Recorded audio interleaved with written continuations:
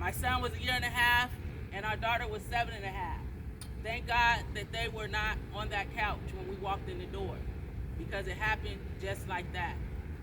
A young male came into our home, don't know the reason, but he took my husband's life and tried to kill me as well. It's still an open case, cold case, and that's why I'm here today. My twin brother, Johnny Rayhorn, he stepped up as my son's role model in the community, as well as my daughter. March 9, 2016, he was shot in the head through a drive-by by 4 teenagers, 2 girls and 2 boys, riding around our city, trying to make a name for themselves. It takes a village, and that's what we have here today, right? And so I've been advocating from the time this happened to me 16 years ago, because I was lost. And hurt people hurt people. But this is how I'm hurt people. By standing here and being the voice for the voiceless and making a change, right? I was diagnosed with depression, anxiety, and PTSD 16 years ago. There was no organizations like Bishop Bowser. There was no community members that had resources out there other than what I could remember when it happened to me, when I took a loss through gun violence. I started a foundation 6 years ago in honor of my twin and my husband, Andre Mahan Sr. and Johnny Rayhorn, called Twin Swag. It's spelled T-W-E-E-N, swag, and it stands for together. What we're doing today is coming together. We elevate, and that's what we're doing today, elevating each other in our neighborhoods. So it goes beyond just here in San Diego and other cities and states. We're here to help. And then simply with a lot of grace, right? That mustard seed that you plant and you continue to water. It takes a village. I wouldn't be here today without my village. And a lot of times when we go through our loss, we don't want to talk about it, right? Because it hurts. But like I said in the beginning, I'm hurting people by recycling my pain and standing here today to be the voice for the voiceless. These guns, like Josh was explaining, it's the people behind those guns, right? And then the mental illness. I didn't know what I was diagnosed with when I was diagnosed with it. I had to go out and get the proper tools to figure out what was being told to me. And then to be open to go find someone to talk to. And that's why we have organizations here that's working 9 to 5, 25/8 that comes out, and support families to give them guidance, right? Because after 5 o'clock, everything shuts down. And so that's the problem and issue that I had. Then I had to raise my kids, right? I didn't want to at the time because I didn't know how. And it took a village, but I got the tools to do that. And now, like I said here today, when I'm called out to come share a little bit of my lived life experience, I do that. I go into the prisons, juvenile hall, into the schools, and you just don't know how much these kids need to hear real life, humanizing stories to get them to moving forward. The wraparound circles that the different organizations have in our community, even with the adults, because at times we don't know how to maneuver in our community because we just know what we know, right? But as we learn it, we come out like this and we share it. So that's just a little bit of my lived life experience. We definitely need the ceasefires in our communities. We definitely need all the individuals that's here today to hear some of our lived life experience and humanizing what's going on. So I just want to thank you for the opportunity for letting me share a little bit of my lived life experience, and I'm going to pass it to Miss Maria.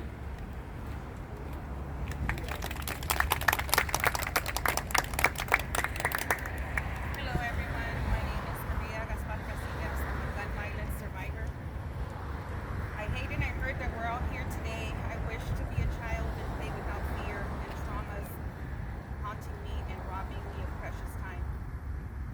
I wish to have the time to create more memories with the ones we have lost.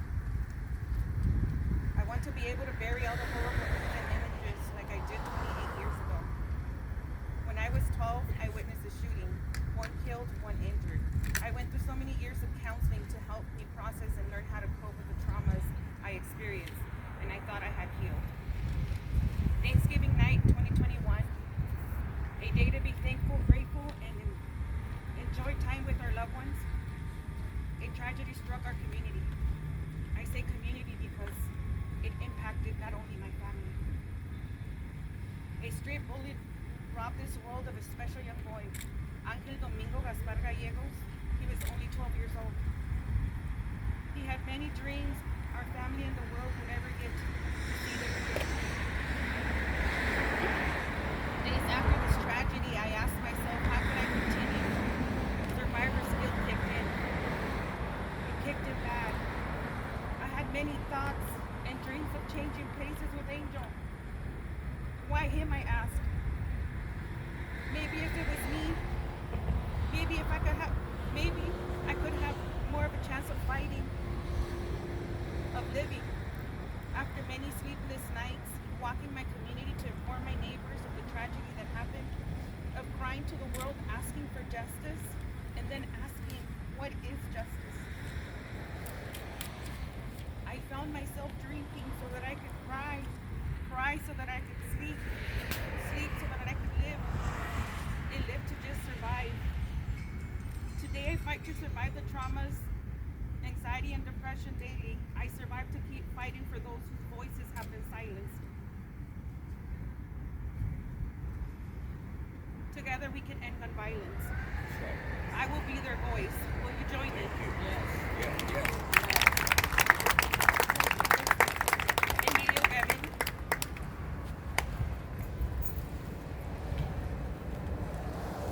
Well, good morning, everybody. Thank you so much for now listening to these powerful testimonies.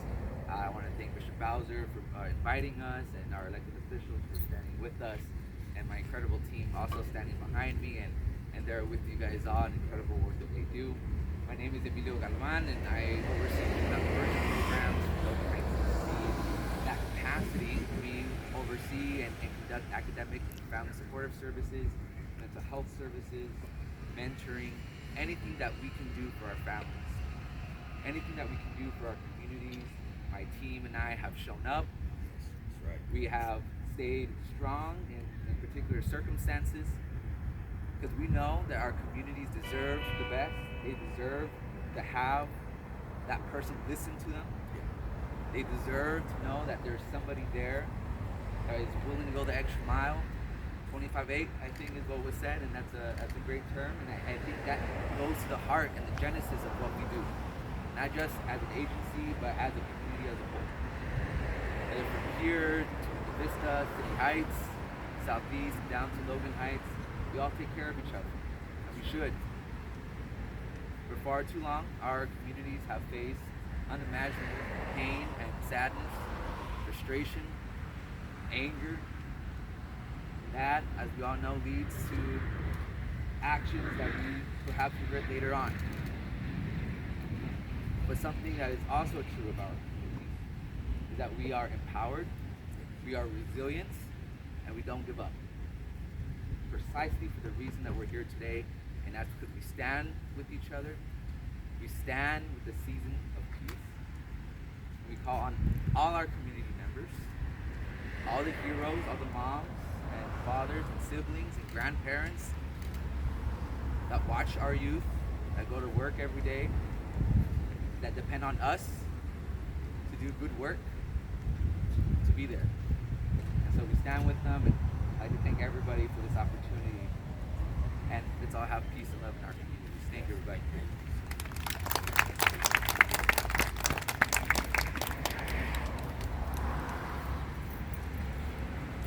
Well, I hope you guys are enjoying the season of peace so far, being on board with some of us that are reaching out to the community, and also understanding how you guys can fit into this equation and give back to the community.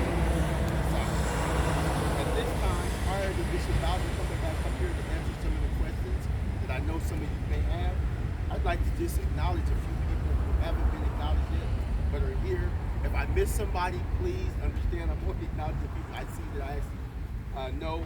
So one of the people I'd like to acknowledge is Pastor Sandoval over there. He's been tireless in his commitment to the season of peace. There's a guy over here, William Ortega. He had a life sentence at one point, and now instead of getting out here and gangbanging, he is trying to impact other people's lives and save lives. So he went from doing lives to saving lives. David Wilson is here. He is a tireless worker for community good. So I'd like to acknowledge her. And then we also have San Diego for gun violence prevention here. They're definitely doing it. They've been at every gun violence season of peace event I've been to nearly.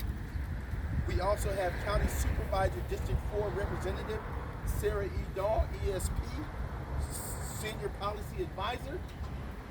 And we have Jamelia Johnson of Nathan Fletcher's office. With that being said, and those acknowledgements being made,